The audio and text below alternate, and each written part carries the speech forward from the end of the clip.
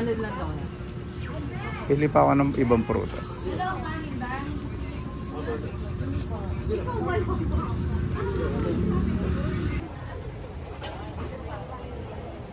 Bakit, Brianna?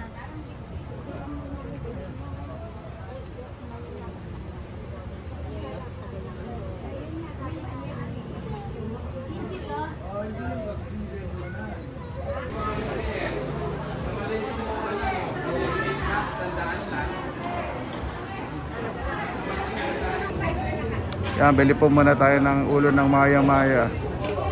Sila po yung dati may-ari po na, sila po yung may-ari po dun sa pinamingwitan po namin dati.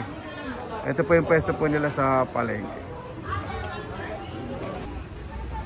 Ayan, dito naman po tayo sa paborito ko pong bila ng mga gulay. Ay, sarap po dito sa palengke sa amin. Hindi po masyadong mainit kasi organisado naman po rito.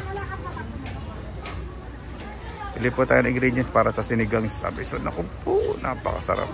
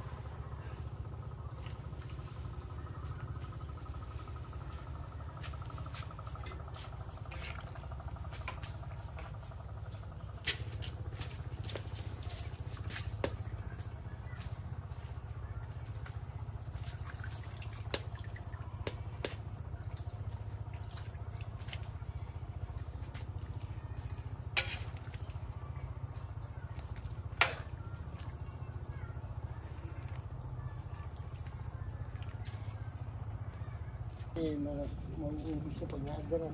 Ang dami niya na. Dilis, kila papa. Wala palang siling ano. Okay lang. Ay, siling berde.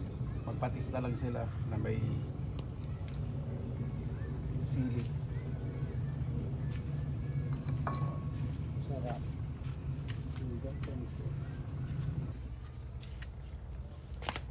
Sabi natin si Del, sa likod o sa harap? Sa harap. Huwag nasa likod ng puso niya.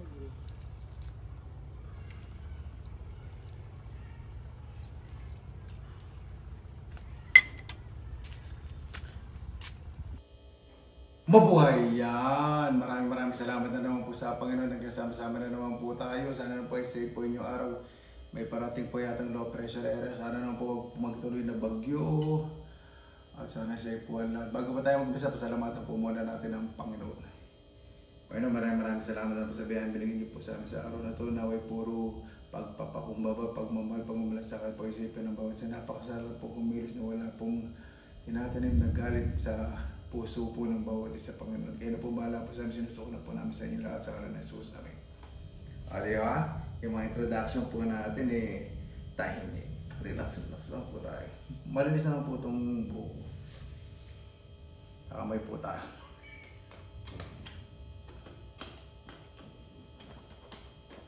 Ayan. Sana naman po ay naging maayos o magiging maayos po yung araw. Set ko lang po sandali itong kanin para malagyan natin yung sinigang sa harap.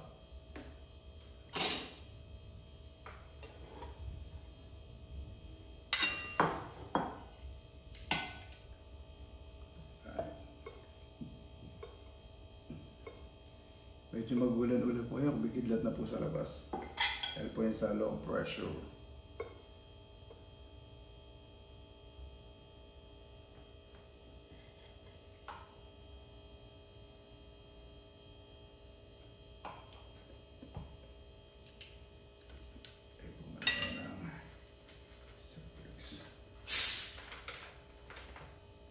May yelo, pero ayoko po masyadong mag-yelo kasi gagaling ko lang sa ubo. Isa lang po yung yelo, ayoko po masyadong nabigan.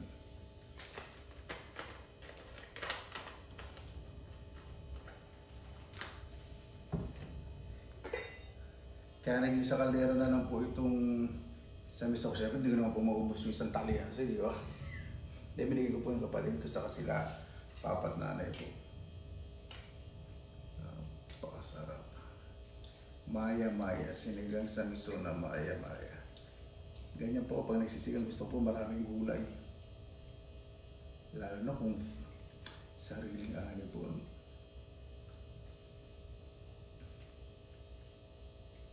Yung mga pinapayos pa po kasi dito sa labas ng bahay po. Yung laundry, napapatambak po kaya hindi po tayo makapagtanim ng mga gulay. Pero natatapos na rin po yan.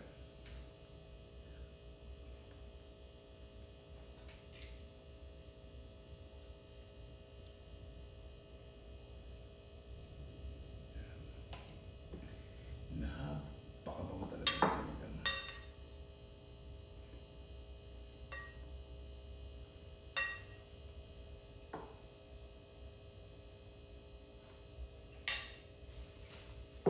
Patis na may silo. Sanya natin.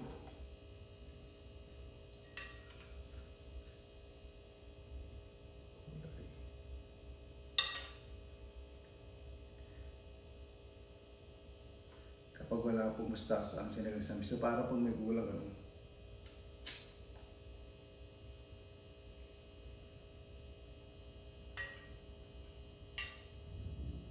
Init. Init.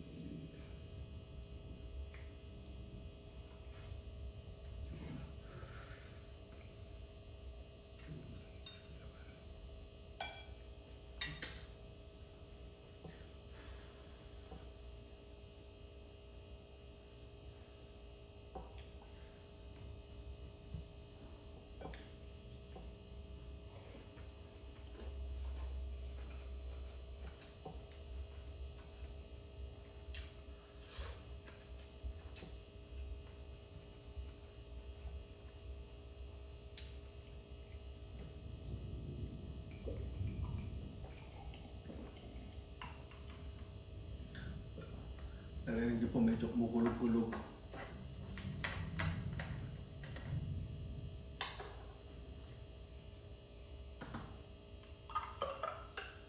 Ito po talaga yung namimiss yun sa miso ng maya-maya. Sawa na rin po kasi sa saging. Eh!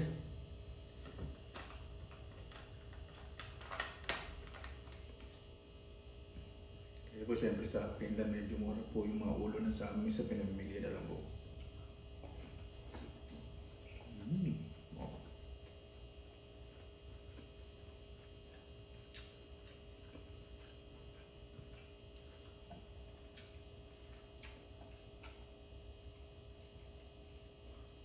Three.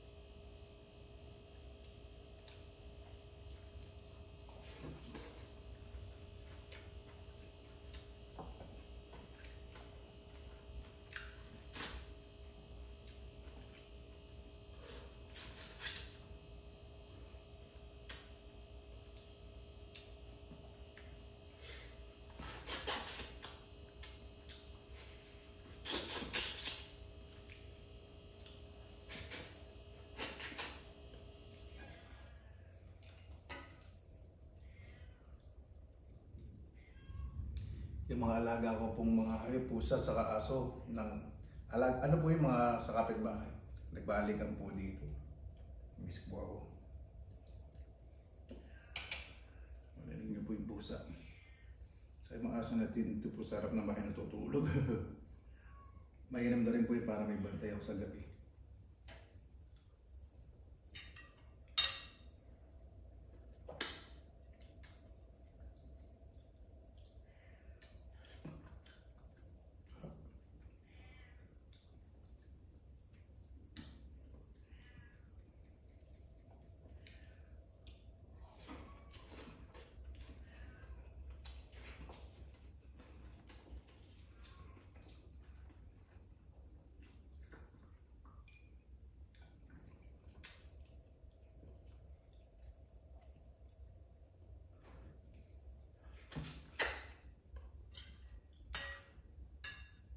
So yung mata eh. Mata. So pisngi ito, pisngi. Oh.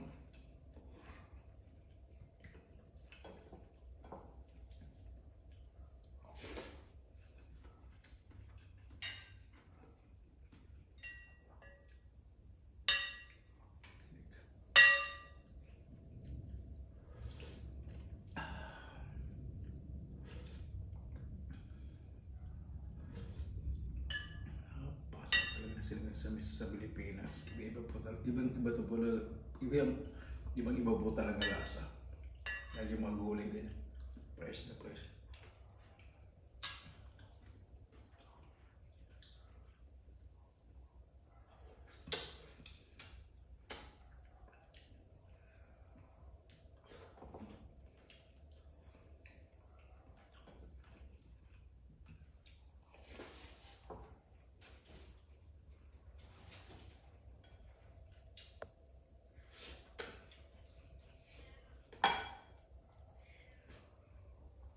Pusa tumatawag na amoy siyempre itong tinik.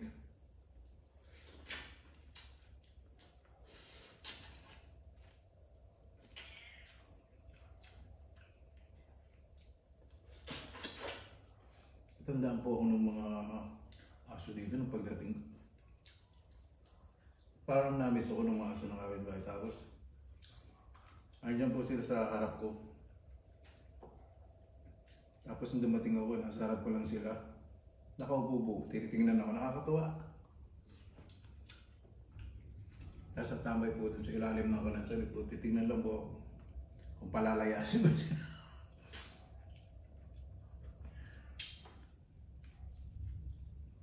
Alam po nila, lagi ko silang papakainin.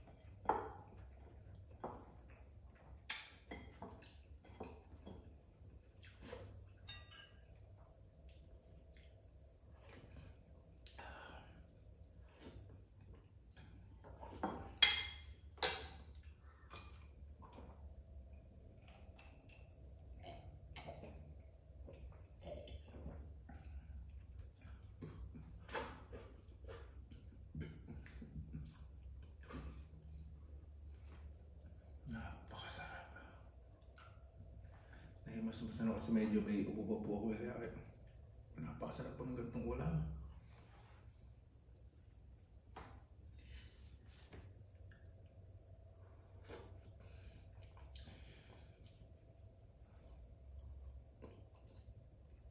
Paano po maraming salamat bago po tayo magtapos, pasalamatan po muna natin ang Panginoon. Panginoon, maraming salamat ng pasabayang binigyan niyo po sa amin sa araw na to. Nalalapit na po ang pagdating po ng Pasko. Ako'y maging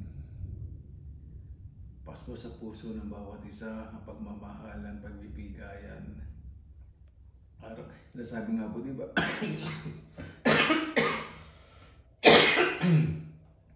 Nasabi nga po, di ba, na sana araw-araw Pasko, para lahat masaya. Pero siyempre, Panginoon, hindi po lahat dapat tayong masaya. Binibigyan niyo rin po kami ng mga aral sa araw-araw po, Panginoon.